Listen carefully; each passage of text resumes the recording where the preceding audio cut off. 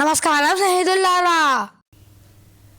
ఈరోజు మనము మహారాష్ట్రలోని నాగపూర్కు 54 కిలోమీటర్ల దూరంలో ఉన్న కర్పూర్ బావులి అనే ఒక బావి గురించి తెలుసుకుందాం.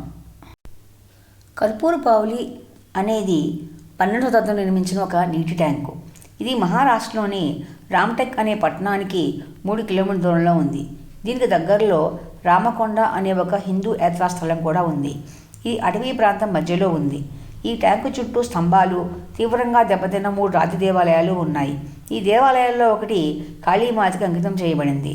నిర్మాణ దృక్కోణం నుంచి ఈ 3 దేవాలయాలు ఉత్తర భారతదేశ నాగర శైలిని మరియు దక్షిణ భారతదేశ ద్రవిడ శైలిని ప్రతిబింబిస్తాయి.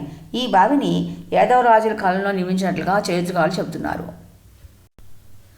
స్థానికుల కథనం ప్రకారము ఈ బావిలోని నీరు కర్పూరం వాసన రావడం వలన ఈ బావికి కర్పూర బావులి అనే పేరు వచ్చింది.